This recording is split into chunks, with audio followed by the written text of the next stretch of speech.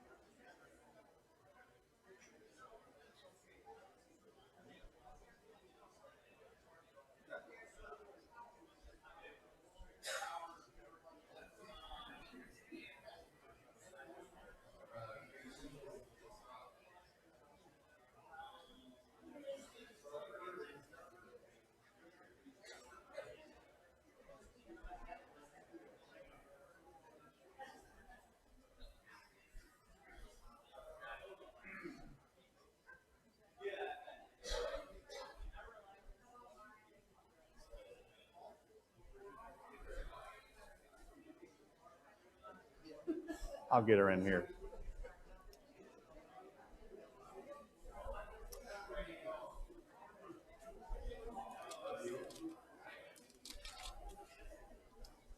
Good morning. If you remember, we started looking at the Gospels in December of 2021.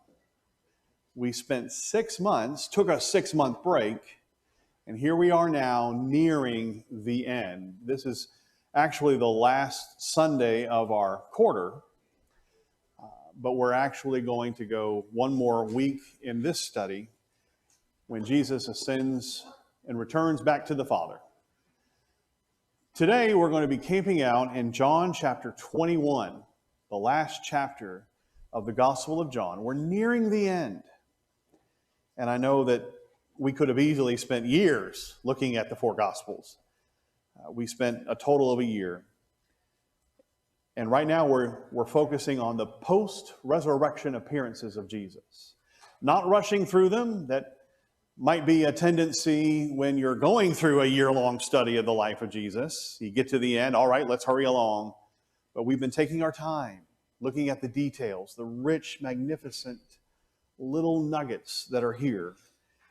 And I think we're going to see that again this morning as we look at the 7 go fishing. Let's start here in John 21. Got a lot to cover this morning. Let's get going. I've got some of the verses on the screen there. I'll start reading in John 21, verse 1. After this, Jesus revealed himself again to the disciples by the Sea of Tiberias, and he revealed himself in this way. Simon Peter, Thomas, called the twin, Nathanael of Cana in Galilee, the sons of Zebedee, and 2 others of his disciples were together. Simon Peter said to them, I am going fishing. Let's pause there for a moment. So why am I calling this the 7 go fishing? Well, because we were just given 5 names and 2 others. Why doesn't the beloved disciple, why doesn't John just tell us who the others were? Well, who are these? Peter, Thomas. Why might it be important that Thomas is mentioned here in John 21?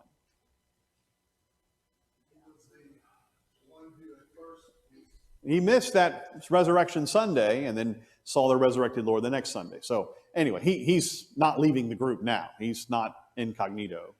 Nathanael, the only gospel that records the name Nathanael is John. And then the other gospels refer to a fellow by the name of Bartholomew. They're never matched up exactly. Likely Bartholomew is Nathanael. So this would be an apostle, I believe. The sons of Zebedee, who are those? James and John, sons of thunder, and 2 other disciples. Who were they? Are they also apostles? Don't know. I would think one of them would be Andrew, and probably the other one is Philip. And that would take us back to the first chapter, when you had Andrew and Philip, who were disciples of John. They went to Nathanael, said, we have found the Messiah. Andrew went and found Peter. That's just speculation on our part. We don't know for sure. But you have 7 in total.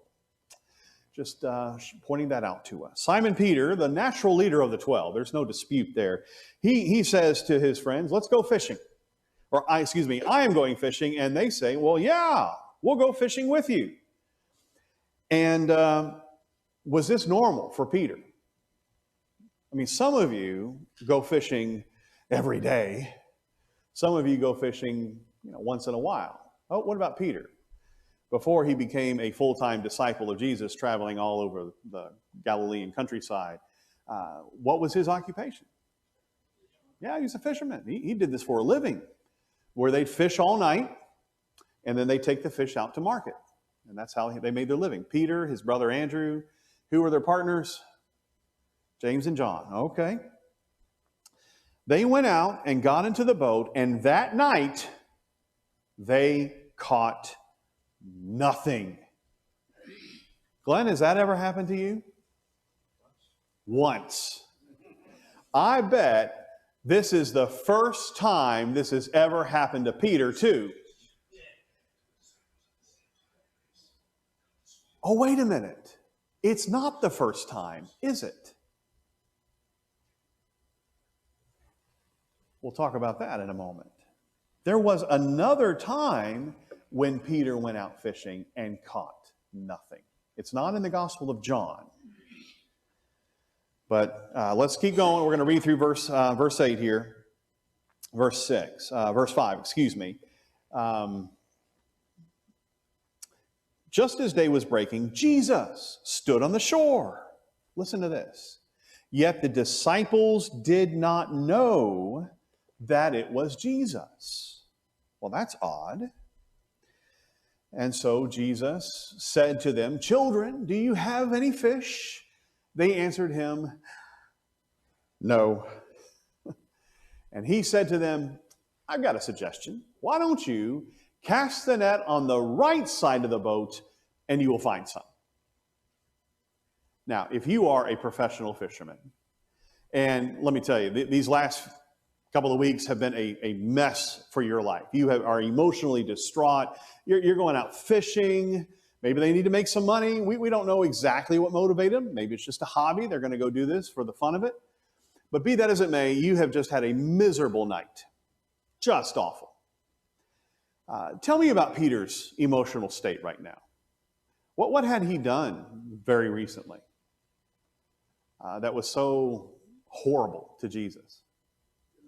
He denied him. How many times? Not once, not twice. 3 times he denied Jesus. And we all know this very, very well. It's recorded. That incident, by the way, is recorded in all 4 Gospels. How embarrassing that must have been for Peter. All 4 Gospels record his denial of Jesus. All right. How embarrassing this must have been for some fella to be out there telling him, well, I got some fishing advice for you. This had only happened one other time with Jesus. One other time. And I want you to take a look at it with me now. Luke chapter 5. John 21 is one of my favorite passages. I'm sure it's one of yours. If it's not, it will be after this morning, I hope. Luke 5 is another one of my favorite passages. And I want to read this together. It's not on the screen. Let's just read verses 3 through 11. This is early in Jesus' ministry. This is before he's even called anyone to be his apostle. He hasn't even started his Galilean ministry yet. This is Luke 5, verse 3. Getting into one of the boats, which was Simon's. Who is that? Peter. We know him better as Peter. Jesus asked him to put out a little from the land. He sat down and taught the people from the boat. All right. When he had finished speaking, he said to Simon, put out into the deep and let down your nets for a catch. Simon answered, Master, we toiled all night and took nothing. But, at your word, we will let down the nets. So what we just read in John 21 wasn't the first time, was it? Luke 5. When they had done this, they enclosed a large number of fish, and their nets were breaking. They signaled to their partners in the other boat to come to help them. And they came and filled both the boats so that they began to sink. But when Simon Peter saw it, he fell down at Jesus' knees, saying, Depart from me, for I am a sinful man, O Lord. For he and all who were with him were astonished at the catch of fish that they had taken. And so also were James and John, sons of Zebedee, who were partners with Simon. And Jesus said to Simon, Do not be afraid. From now on, you will be catching men. And when they had brought their boats to land, they left everything and followed him. Luke's really good at this kind of exaggeration thing, this hyperbole, leaving everything, but it's very effective. You'll see it a lot in the Gospel of Luke and the book of Acts as well. Can you start to see some similarities, some parallels between Luke 5 and John 21? So let's start thinking about those a little bit. Luke 5, 3 through 11, it is the Sea of Galilee. Now, John 21 said it was the Sea of Tiberias. That is the same location, the Sea of Galilee. It is, in fact, let me double check there. Yes, Luke actually calls it the Sea of Gennesaret. He never calls it the Sea of Galilee. That's what Matthew and Mark commonly refer to it as. Technically, it's not even a sea, and that's why Luke says in Luke 5, verse 1, it's the Lake of Gennesaret, but it's affectionately known as the Sea of Galilee. Large, large lake, very successful fishing industry for a lot of folks, a lot of villages all around there that Jesus preached for throughout his ministry. Okay. Who were definitely the disciples there in Luke 5? No doubt about it. Peter and Andrew, James and John, they're named.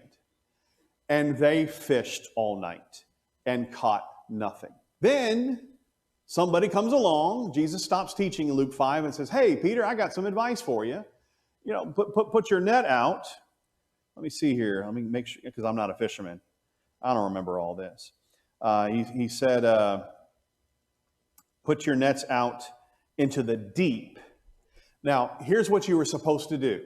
It's the opposite of what Jesus said here in verse 4. You fished at night in the shallow water with your nets, and that's how you caught your fish. The schools of fish would collect there. Then you get them ready for the morning. Jesus is now telling them to do the opposite. Go into the deep during the day.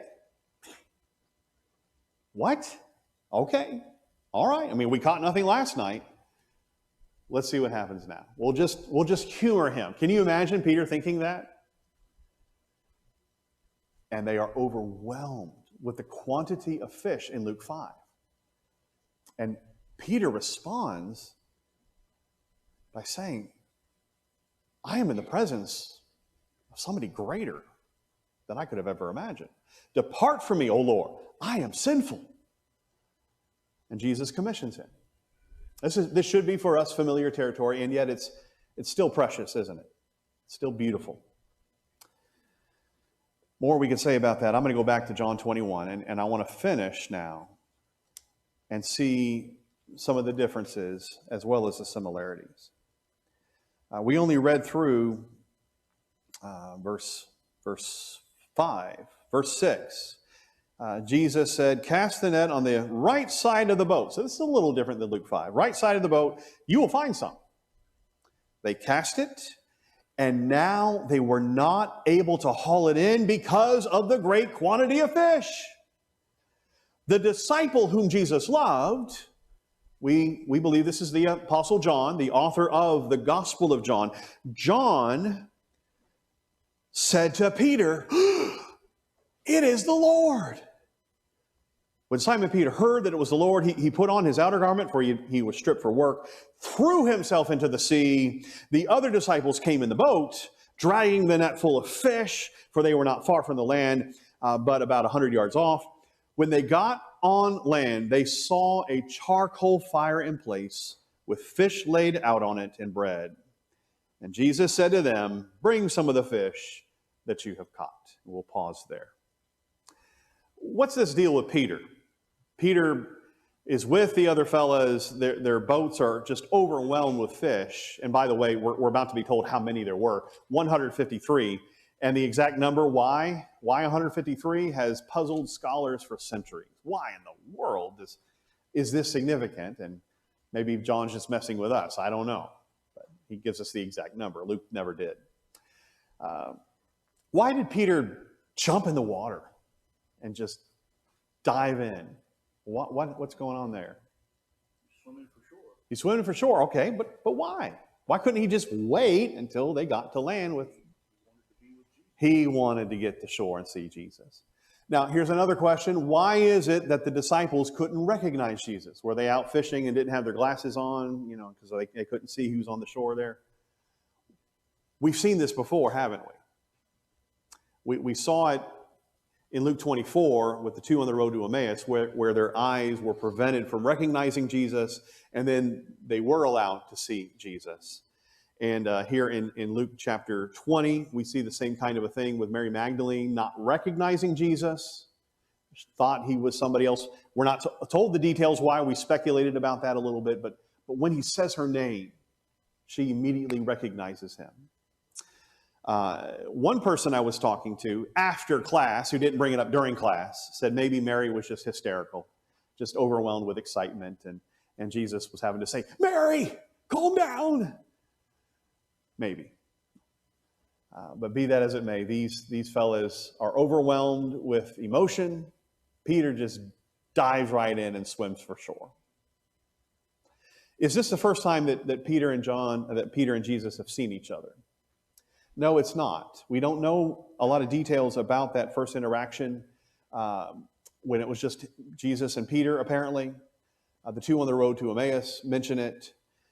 We also saw in John 20 on Resurrection Sunday that Peter was with the 10 other disciples. Thomas wasn't there. And then saw him a week later. So they've seen each other. But have you ever had a falling out with someone and you still interact with each other, but you haven't really sat down and ironed it out? That happens sometimes, doesn't it?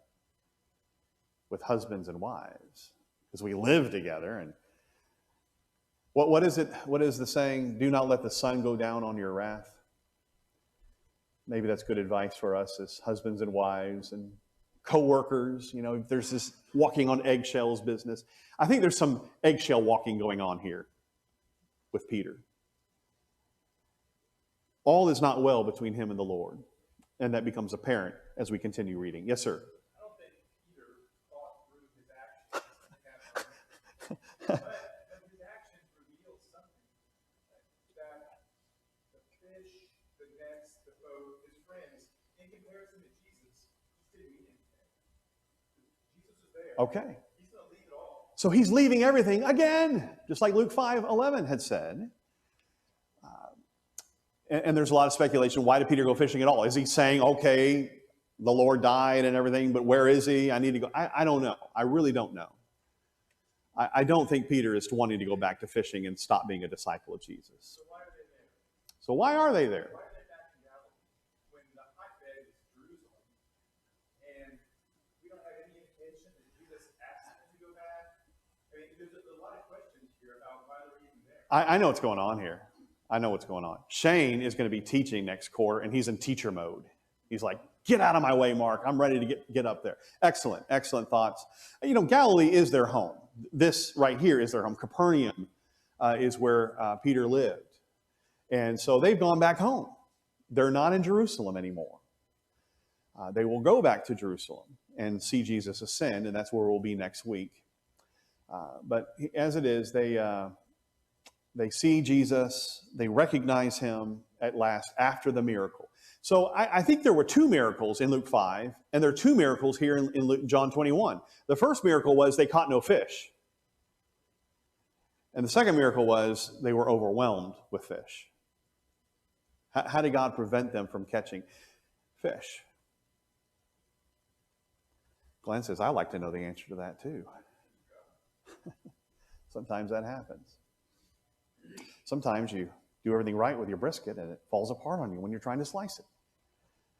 Never mind. I digress. The third miracle was the man there did not recognize. Right, absolutely. So when we start listing all the miracles of Jesus, there's quite a handful that we don't really identify, and yet they are, like Jesus appearing in a room that was locked without the door opening, things like that. We talked about that over the last couple of weeks. Okay, when Peter denied Jesus, he was warming his hands at the enemy's fire. What was that fire being fueled by? Charcoal. This word is never used in the New Testament, except here in the Gospel of John, twice. John 18, verse 18, as you can see on the screen, and John 21, verse 9. Now, in our survey of all four Gospels, we have not honed in on Matthew as he presents Jesus in his Gospel only, Mark and his literary features, Luke, and we're doing that a little bit here with John. We've tried to do that a little bit. What would be wonderful is down the road, just study Matthew and only Matthew. Study Mark, study Luke, study John.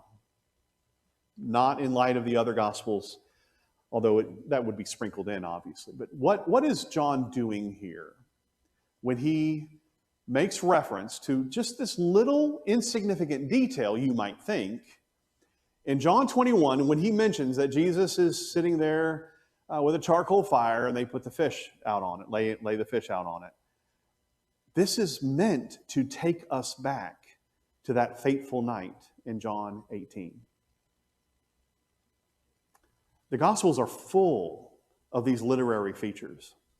Scene, characters, irony, they're everywhere. And as we read carefully, we're able to see these. And I just wanted to point this out to you. When Peter walks up, he's probably not thinking, oh, a charcoal fire. That was just like the fire. I don't know. But we as readers, I believe, are meant to see this. We are being taken back to John 18. And that is further indicated by what happens next. So let's keep reading. Let me stop interrupting. Verse 9. When they got out on land, they saw a charcoal fire in place and fish laid out on it and bread. Jesus said to them, bring some of the fish that you have caught. So Simon Peter went aboard and hauled the net ashore full of large fish, 153 of them. And although there were so many, the net was not torn. There's another miracle for you. Jesus said to them, come and have breakfast. Now none of the disciples dared ask him, who are you? They knew it was the Lord. Jesus came and took the bread and gave it to them, and so with the fish. This was now the third time that Jesus was revealed to the disciples after he was raised from the dead. Now we know there are additional times, but John only records the three. And what would those be? To the disciples, well, Mary Magdalene in John 20, to the apostles, and now we have Jesus appearing again to them.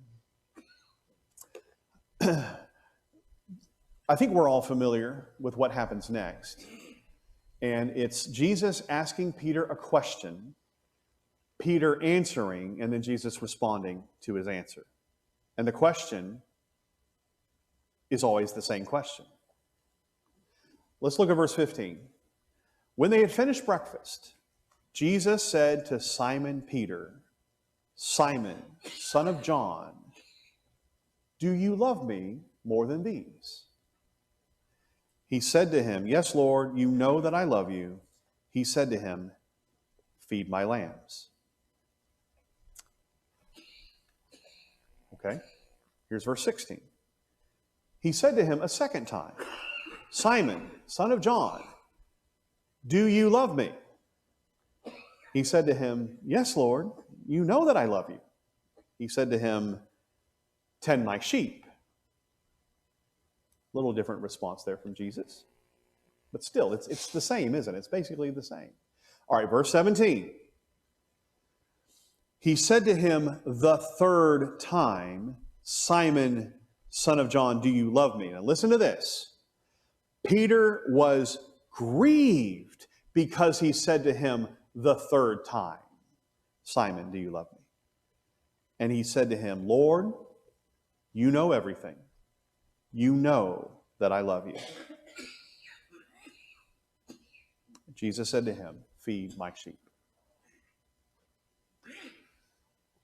What's going on here? Yes, ma'am. He denied him 3 times, so he couldn't let him. I believe so. I believe so. Yes, sir. It's important to remember that in Greek, it's not the same. Okay. All right. Okay. I have studied this myself, and I just don't know. But to tell us what you're talking about. So when Peter asked the question the first 2 times, he uses which term? The agape term that we know. So agapao. And then when Peter responds all 3 times, what term does he use for love? It's phileo, that we derive Philadelphia from, the city of brotherly love. So you've got this pure love that is without any attachment or without any strings attached, unconditional agape love. That's how we typically describe it. And then you've also got philos, or the verb phileo, and we get our words for Philadelphia, philanthropist, things like that, where we're freely giving to help our brothers, our fellow human beings. The thing is, Peter uses it all three times. This we might say lesser love. So I'm glad you brought this up. This lesser love, phileo. But yet, is it really a bad term? I mean, brotherly love? We are commanded to share brotherly love with each other. Is Peter trying to say something by that? And then Jesus, of course, says, Simon, do you agapo me? Yeah. Do you love me? John, in his writings, not just in the Gospel of John, but also in 1 John, he uses 2 or 3 verbs a lot. For knowing, for hearing. He does this a lot. I don't know if there's something special or significant. With my teaching, I like to be able to say, we have confidence. Let me show you something here that's interesting. But I want us to have confidence in our English translations, of course. But do you have a footnote that at least alerts you to this? My edition of the ESV doesn't, but I have Bibles that sometimes do. Does somebody have a footnote that tells you in verses 15, 16, and 17 there are different terms for love being used? Okay, what does yours say? It's a big, long paragraph. Can you give me the gist of it? Read it there. It's just pointing out. Okay. Does it give us any comment on the significance of that? Because I'm telling you, I have studied this, and I'm at the point right now where I'm saying there's really not a big difference. Peter isn't holding back on Jesus. The focus is on that third time. That's what John highlights for us. And I'm happy for you to disagree with me on that point. Yes, sir. You know, one of the things when I've looked at this that I think might be, if you look at ancient Greek, this agape love that we as Christians are very, very familiar with doesn't occur in Greek very much outside of the Bible. You're right. You're exactly right. And Greek, presumably, is not either of their first languages. And so something that we've heard a lot of sermons on, you know, the difference between these 3 forms of Greek love, Yeah. may not be something that Peter, who I think most of us understand to be like not that literate as a fisherman, there's like the reason his letters come so much later is, you know, it were probably, you know, dictated to like using it, familiarity with an extensive using an amanuensis, Greek yeah. lexicon, you know, may not have been that. All of that is far field. Thanks a lot, Clark. You got me sidetracked, but it's an excellent point. Yes, sir.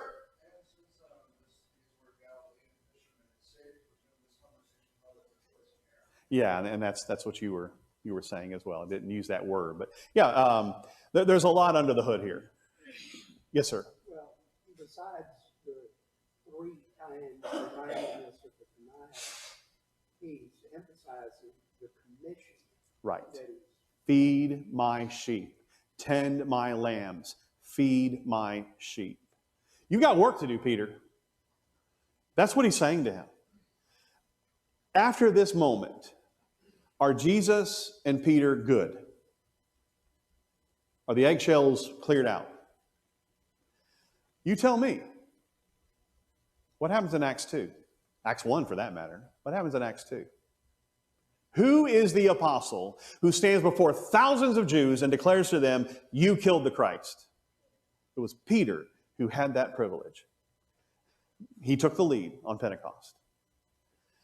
What if, now we're speculating here, but we're trying to think about apply this to ourselves. What if Judas, the one who betrayed Jesus, the one that Jesus said it would have been better if this man had not been born?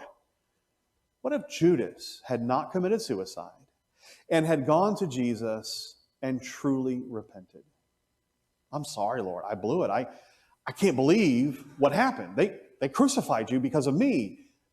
I don't know how you can, but forgive me. What would Jesus have done? Get away from me. I never want to see you again, Judas. Is that in character with Jesus? That may be in character with me. But what does Jesus say in Matthew 5:44? Love even those who betray you, even those who deny you. Love your enemies. And when I've had an opportunity to preach on that or talk about that, I emphasize sometimes the enemies are our own family members that we treat so horribly, so awfully. And Jesus is saying we have to forgive. We have to let those things go. Easier said than done. Peter was grieved when he said to him the third time, "Yes, Lord." Or when he said, "Do you love me?" Yes, sir. There's a chance this is a bookend to Luke chapter 22 when Jesus warns Peter that Satan wants to sift him, and then he tells him, when you return, strengthen your brothers. How does he strengthen his brothers? By tending the sheep, feeding the sheep, caring for them. Okay. I think I would look at it kind of as a bookend from Luke chapter 22 to here. So Yes. on the denial, and then the appearances, and then at the end, look, I told you when you return to strengthen your brothers, okay, you're back. How do you do that? All right. Okay. We've got a lot of different issues going on here, and these are all excellent points. And as we're nearing the end, I want to tell you how much I've enjoyed going through the Gospels with you. This is probably my favorite section, the post-resurrection appearances. But one is the connection between the Gospels. Did John, for example, write his Gospel knowing what Luke had written, what Mark had written, or Matthew? And right now, scholarship is saying that Mark and John definitely knew each other. These guys know each other, for crying out loud. A lot of us believe John was written late. That may or may not be true. But anyway, be that as it may, I think John knows about Luke 5. Why would John, who wrote the Gospel of John, the beloved disciple, why would John know about the events of Luke 5? Because he was there. Has Luke's Gospel already been written? I don't know. But it sure seems to indicate, yes, John is the last of the four. Another reason why I think John is the last of the four is because he never records the institution of the Lord's Supper. That's pretty important. But Matthew, Mark, and Luke, the synoptics, all do. So a lot of questions. That's what we're trying to do. We're trying to get the bare bones layout here and hope that you can continue to study. Well, I want to emphasize this. What does Jesus mean when he asked the first time, "Do you love me more than these?" Who are the these? What are the these? What's he talking about? The other apostles? So what would that mean? Do you love me more than your fellow apostles?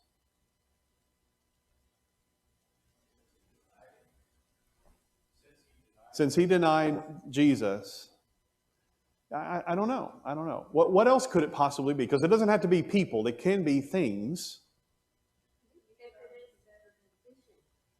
Okay. Do you love me better than fishing? Maybe we should ask Glenn that question. Yes, ma'am. If he is saying more than these, then he does refer to the apostles, which I'm not sure, but it could be his confession that Jesus is the Christ, he's God, and we have to put God before man. Maybe we could lump them all together and say it's all of these.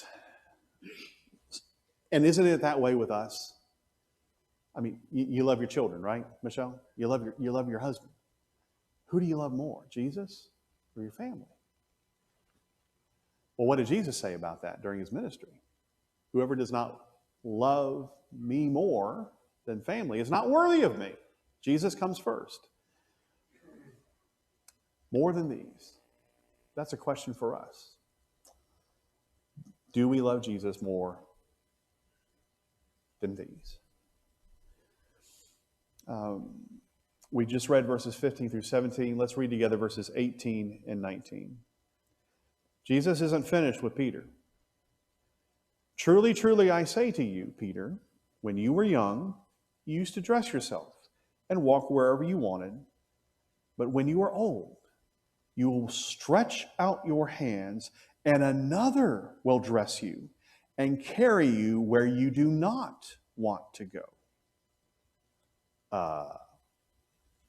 This sounds kind of cryptic too.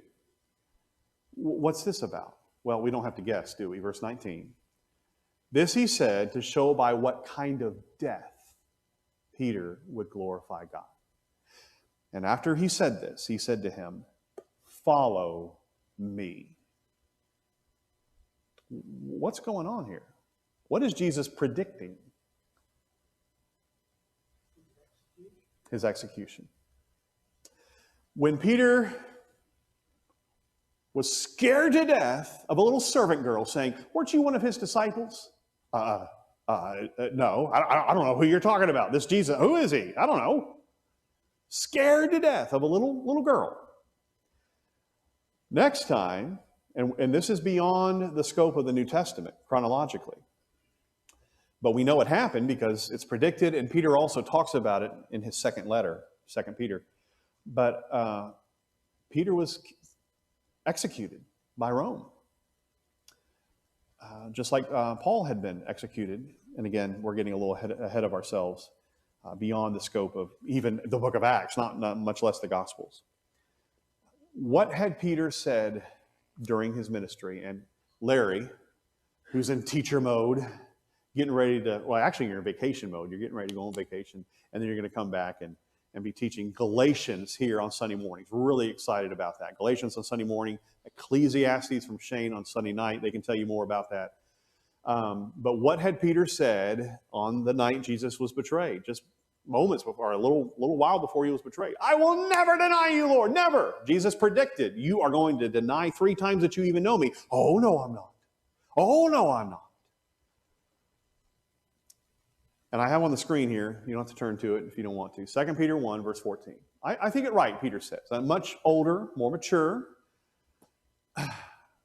Apostle Peter says, "As long as I am in this body, to stir you up by way of reminder, since I know that the putting off of my body will be soon, as our Lord Jesus Christ made clear to me." What is Jesus referring to? What is Peter referring to? John 21.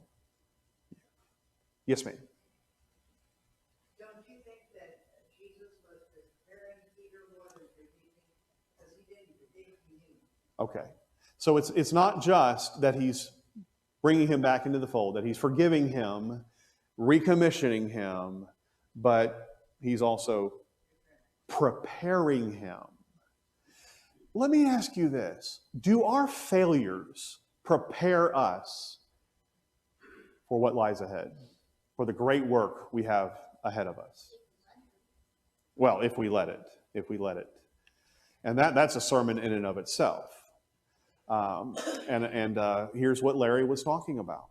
A little earlier, or it's actually that same time, this is what Jesus said, and then Peter responded by saying, "I will never deny you," and then Jesus said, "You're going to deny me 3 times. But here's Luke's account, Luke 22, 31 and 32. This is the only one that records this language here. "Simon, Simon, behold, Satan demanded to have you that he might sift you like wheat. But I have prayed for you that your faith may not fail. And when you have turned again, strengthen your brothers." You remember that wonderful verse, 1 Peter 3, verse 15? "Sanctify Christ as Lord in your hearts, always ready to give an answer for the hope that is within you." When Peter was younger, though, and a little servant girl comes up to him, scares him to death, was Peter ready to give a defense for the hope that lies within him? But what about the next time, when Roman soldiers were ready to execute him?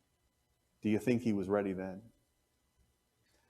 We all make mistakes. We all fall. We all do dumb stuff. The question is, are we going to learn from it?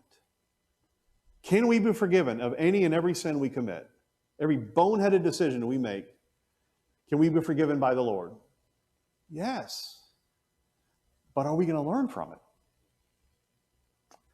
And that's what we want our kids to do. We want our grandkids to do this. Jesus, in that high priestly prayer in John 17, and I cite this on the screen here, he did talk about Judas. He knew Judas was not going to repent. And he says, not one of them has been lost except Judas, except the son of destruction. I'm just going to show this again and think about this for a moment. Would Jesus have forgiven Judas? Think about all that Judas gave up. He gave up what Peter will describe as his ministry and apostleship. Judas had work to do, but he gave up on it. He was overwhelmed with grief. And if you look at Matthew's account, when it talks about Judas in Matthew 27, repenting that he had sold Jesus for 30 pieces of silver. What did Judas do after he repented?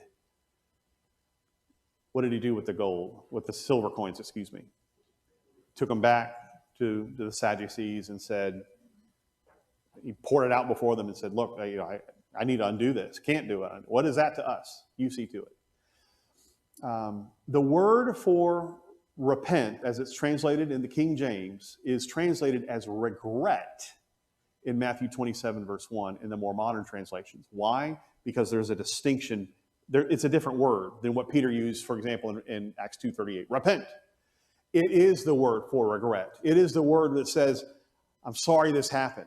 I'm sorry that I did this and these are the results. It's like saying, I'm sorry I got caught.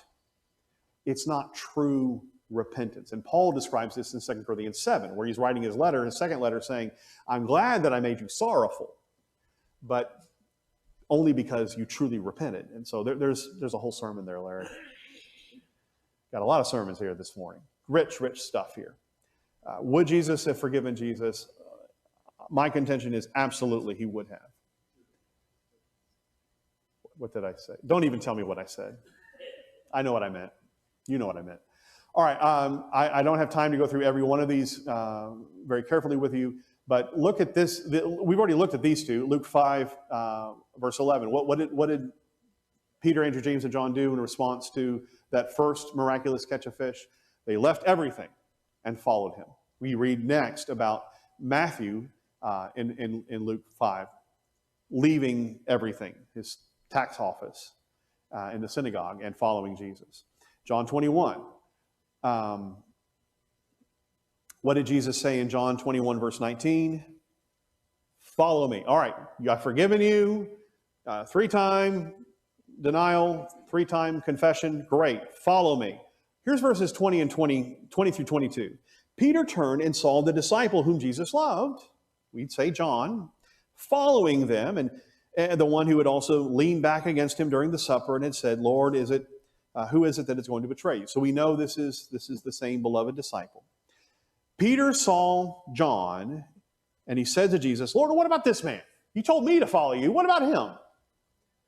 Jesus said to him, if it is my will that he remain until I come, what is that to you? You follow me. What's the lesson here? You need to worry about you. You need to work out your own salvation with fear and trembling. You don't need to be worrying about John or Andrew. Worry about yourself. Now, we're then told, as we finish out this gospel, there was a saying that spread among the believers that this disciple was not going to die. Yet Jesus did not say that he was not to die, but if it is my will that he remain until I come, what is that to you? And then we have the last two verses of the Gospel of John. I do want to finish this. The disciple who was bearing witness, this is the disciple who is bearing witness about these things, who has written these things, and we know that his testimony is true. Now, there are many other signs that Jesus did, were every one of them to be written. I suppose that the world itself could not contain the books that would be written. And that is the end of the Gospel of John. So let's leave John's Gospel for a moment and let's think about, as we close our class this morning, this idea of following Jesus. What's amazing is it occurs all throughout the Gospels. And I want to take us back to Matthew's account of Luke 5. Follow me, I will make you fishers of men. Matthew 8, verse 27, he's talking to a would-be disciple. You, follow me. Leave the dead to bury their own dead. You remember that? Matthew 9, verse 9. There's Matthew, which is also recorded in Luke 5. He's called Levi there. Matthew's sitting at the tax booth, and he said to him, follow me. And he said, well, let me think about it. No, he rose, followed him, threw a going-away party in Jesus' honor with all his fellow tax collectors. Follow me, follow me, follow me. What's one of the key messages in the Gospels? You follow me.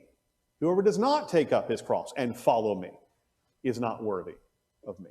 Follow me. What is Jesus trying to teach us?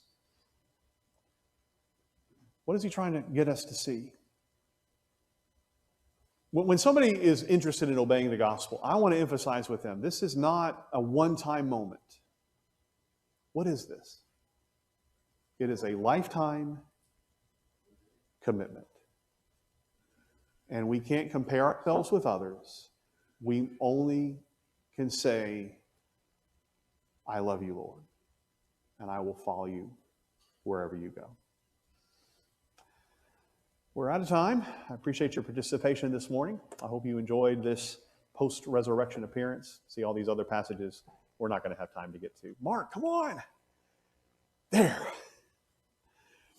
We're going to look next week as we go into the first Sunday of the new quarter, the final appearances and then the ascension back to the Father next week. Thank you for studying this morning. Thank you.